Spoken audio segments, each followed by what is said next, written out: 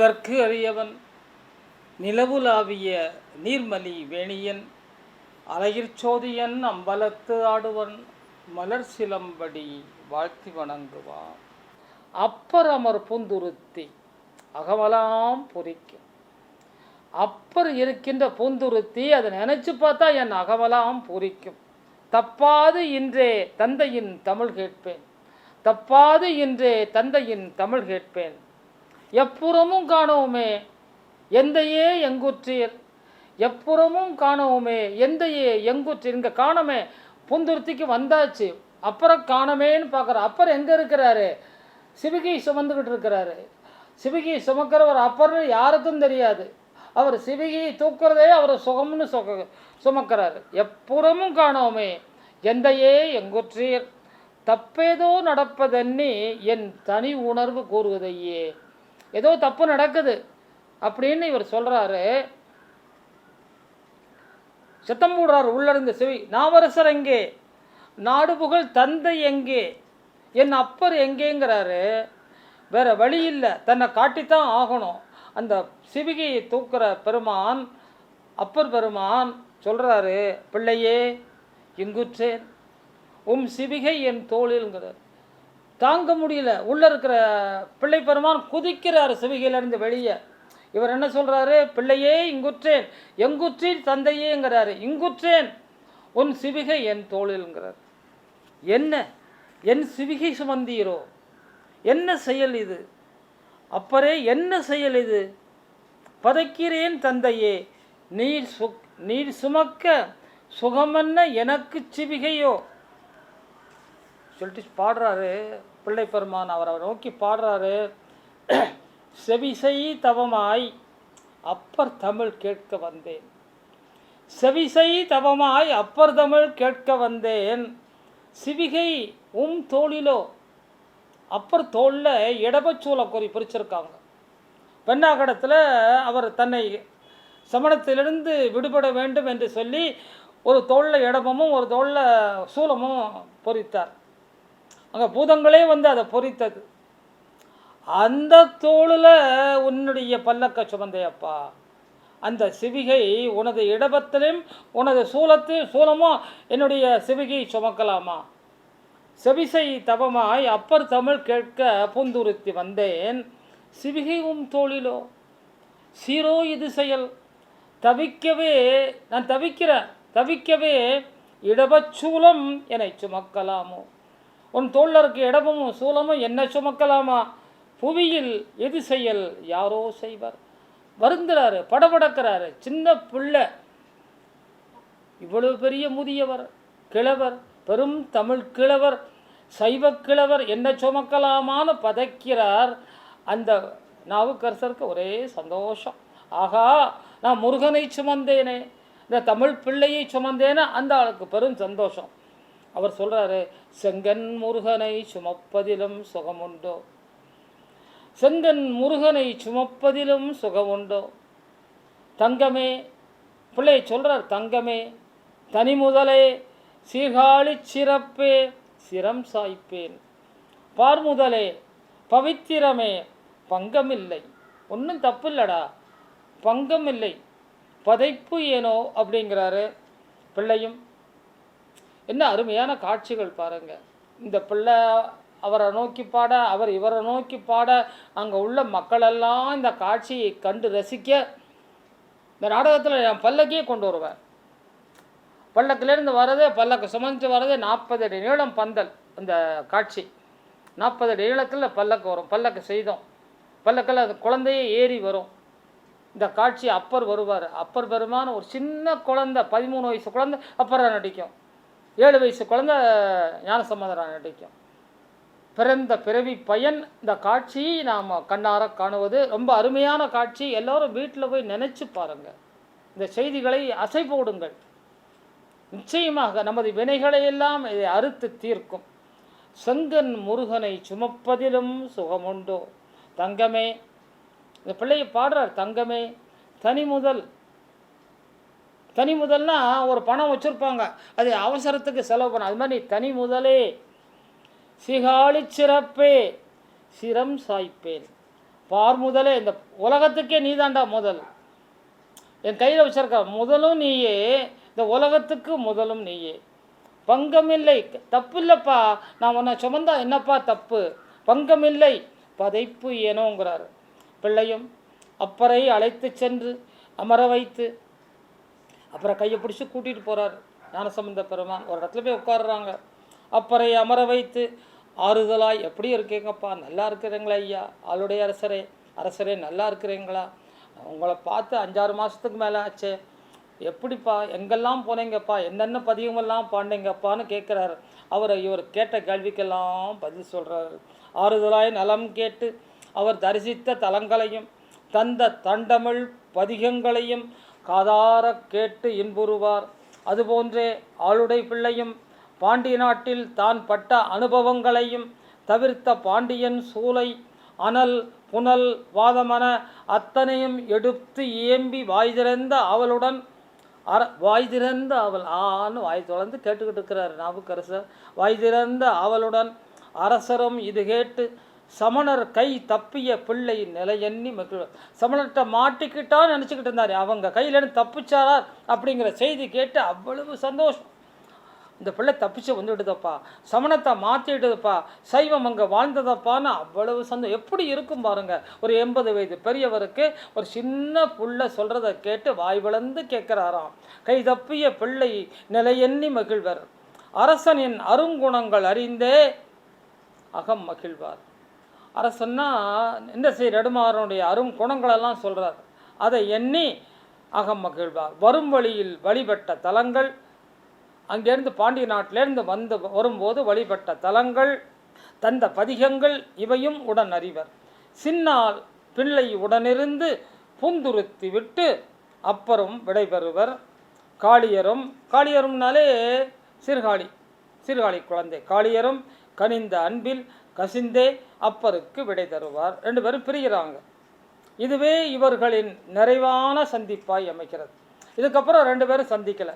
பெரிய புராணமும் இவங்க 2 பேரும் அப்புறமா சந்தித்ததா பேசாது. பின் அப்பரும் பிள்ளையை சந்தித்ததாய் பெரிய புராணம் சொல்லவில்லை. பிள்ளையின் திருமணத்திற்கும் அப்பர் வந்த செய்தி இல்லை. புகழூரில் அப்பரின் திருவடி பேற்றினையும் சம்பந்தர் அறிந்ததாக பெரிய புராண பதிவில் இல்லை. திருநாவுக்கரசரை பிரிந்த பிள்ளையும் சிகாளி நினைவு வர புறப்பட்டு திரு ஐயாறு, திரு நைத்தானம், திருப்பழனம் என தலங்கள் சிந்தை நிறைத்து தம்மூர் திரும்புவார். சின்னாள் தந்தையுடன் தங்கி தொண்டை நாடு காணவே மனது வரும். தந்தையும் தாயும் உடன் வர விரும்ப தடுத்தே, தந்தையும் தாயும் யார் சிவபாத இருதயரும் பகவதியும் இவர் கூடவே வரணும்னு ஆசைப்படுவாங்க. வேணாம், வயசாகி போச்சு, வேணாம்மா வேணாப்பா அப்படின்னு சொல்லி அவர்களை விட்டு, பெற்றோர் விட்டு தனித்தே பயணம் தொடர்வார். அந்தந்த ஊரெல்லாம் போனார்னு பார்க்கலாம். தில்லையம்பதி, திரு திணைநகர், திரு மாணிக்குழி, திரு பாதிரி புலியூர், திரு வடுகூர், திருவக்கரை, திரு இரும்பை மாகாளம், திருவதிகை, திரு ஆமாத்தூர், திரு கோவிலூர், திரு அரையணி நல்லூர், திருவண்ணாமலை பாடி வேதங்கள் வணங்கிய திரு ஓத்தூர் வருவார். திரு ஓத்தூர்னா வேதங்கள் பாடி, ஓதம் அப்படின்னா வேதம்னு அர்த்தம். திரு ஓத்தூர்னா வேதங்கள் பாடி அங்கே வழிபட்டதான். அதனால் அந்த ஊருக்கு பேர் திருவோத்தூர். அந்த ஊரில் பனைமரங்கள் தான் தலைமரம். சைவ நல் ஊரினரும் சேர்ந்தே செம்மையாய் வரவேற்று, எல்லாரும் ஊர்க்காரங்கள்லாம் சேர்ந்து வரவேற்கிறாங்க. தெய்வச்சாயல் ஒரு தென்பிள்ளை தேடியே வணங்குவர். தெய்வச்சாயல் ஒரு தென்பிள்ளை. தென்னுன்னா அறிவு ஞானம், தென்பிள்ளைன்னா அறிவு கலந்த பிள்ளைன்னு அர்த்தம். தெய்வச்சாயல், தெய்வத்தோட சாயல் அப்படியே இருக்கு. தெய்வச்சாயல் ஒரு தென்பிள்ளை தேடியே வணங்குவர். மெய்யுருகி கோபுரமும் திருமதிலும் சுற்றி திருக்கோயில் பணிவார். இந்த கோபுரத்தையும் திருக்கோவிலையும் மதிலையும் சுற்றி இந்த கோயிலுக்குள்ளே போகிறார். நொய்யும் ஒரு சிவனடியர் நீர்கண்ணாய் பிள்ளை காண்பார். நொந்து போன ஒரு சிவனடியார் இவரை பார்க்குறார். அழுதுகிட்டே குனிஞ்சு போய் நிற்கிறார். அவன் பாடுறான், அவன் கதையை கேளுங்க. அவன் பனைமரம் வளர்க்குறவன். ஒரு பனைமரம் ஏறத்தாழ 10-15 வருஷத்துக்கு அப்புறம் தான் பலன் தரும். அப்போ அவன் சின்ன வயசுலேருந்து வளர்த்த பனைமரங்கள், சில இது ஆண் பனை, சில இது பெண் பனை ஆகும். ஆண் பனையில் என்ன பண்ணும், அந்த கருக்கு வரும், கருக்கை சீவி விட்டால் அதிலேருந்து பதநீர் வரும். பெண் பனையில் என்ன ஆகும், நொங்கு காய்க்கும். ஆண் பனையில் பதனி வரும், பெண் பனையில் நொங்கு காய்க்கும். அது எது உனக்கு வருமானம்னா, ஆண் பனையில் பதனியும் வரும், அந்த ஆண் பனையிலிருந்து கருத்தரிப்பு நடந்து அதில் பெண் பனை குலையினும். குலையினா மரத்தை வச்சு பிரயோஜனம் இல்லை, எல்லாமே உனக்கு ஆண்பனையாக போயிடும். வெறும் ஆண்பனையாக இருந்தால் எந்த லாபமும் இல்லை. இது இல்லை அவனுக்கு பிரச்சனை. என்னடா பாவி, 20 வருஷம் 25 வருஷமாக வளர்த்துட்ட சிவபெருமானு நீ கும்பிடுற, தினசரி கோயிலுக்கு வந்து நெத்தியில் பட்டை அடித்து கழுத்தில் கொட்டையை போட்டுக்கிட்டு இந்த பாடுற ஆடுற, ஆனால் நீ வளர்த்த மரமெல்லாம் ஆண்பனையாக போச்சடா பாவி. உங்களுக்கு உன்னை வணங்குறிய சாமி சிவபெருமான், அவர் வந்து உன்னை காப்பாற்ற மாட்டாரா? இப்படி கஷ்டப்படுற இடான்னு கேட்டு சிரிக்கிறாங்க, கைகொட்டி நகைக்கிறார்கள். அவன் சொல்கிறாரு, நம்ம பெருமான்கிட்ட வந்து, பிள்ளை பெருமான்கிட்ட வந்து அவன் பாடுறான், அந்த விவசாயி, இப்படி ஆகிப்போச்சியா, எனக்கு இது இல்லை பிரச்சனை, நான் சமாளிச்சுக்குவேன், ஆனால் என்னை வந்து உங்கள் சிவபெருமான் உன்னை காப்பாற்றலையான்னு கேட்குறானே, கை கொட்டி சிரிக்கிறானே, அதைத்தான் என்னால் தாங்க முடியலைங்கிறார். உயிர் கொண்ட நாள் முதலாய் உயர் சிவனே என் தெய்வம். விவசாயி சொல்கிறான், பயிராய் பனைமரங்கள் அத்தனையும் ஆணாக, பயிராய் பனைமரங்கள் அத்தனையும் ஆணாக, அயர்வேன் அடியனும் பயனிலா பனை வருத்தும். பயன் இல்லை, பனைமரம் வளர்த்து என்ன பயனிலை வருத்தும் துயர் இது அல்ல, தூர்த்த சமணர் கேலி பெரும் துயர். தூர்த்த சமணர்கள் கேலி பண்ணுறாங்க பாரு, அதுவே பெருந்துயர். அந்த சமணர்கள் எப்படி கேலி பண்ணுறாங்களா பாருங்கள். என்னதான் உன்வினை உன் சிவன் கேளேன், சிரிக்கிறான், சிரிச்சுக்கிட்டே இதில் வந்து இந்த சிரிப்பு வரும், சிரிப்புக்கு நடுவில் பாட்டு வரும். என்னதான் உன்வினை உன் சிவன் கேளேன், பனைமுற்று ஆனாய் போகல் சிவமாமோ. எல்லா பனைமரமும் ஆனா போச்சுதடா, இதுதான் சிவமா? மண்ணில் உன் கடவுள் வணங்கு பயன் இதுவோ. மண்ணில் உன்னுடைய சிவபெருமான வணங்குறே, அதுக்கு உனக்கு கிடைச்ச பயன் இதுதானா? புண்ணில் கோலாய் புல்லிய சமணர் புரிவர் கேலி. இவனே கஷ்டப்பட்டுக்கிட்டு இருக்கிறான். புண்ணில் கோலாய், அந்த புண்ணை கோலை விட்டு ஆட்டுறான். புல்லிய சமணர், கெட்ட சமணர்கள் புரிவர் கேலி. அன்பரே, சம்பந்தர் சொல்கிறாரு விவசாயியை பார்த்து. அன்னைக்கு விவசாயிக்கெல்லாம் ஆறுதல் சொல்ல பிள்ளை பெருமாள் இருந்தார், யாரும் இல்லை.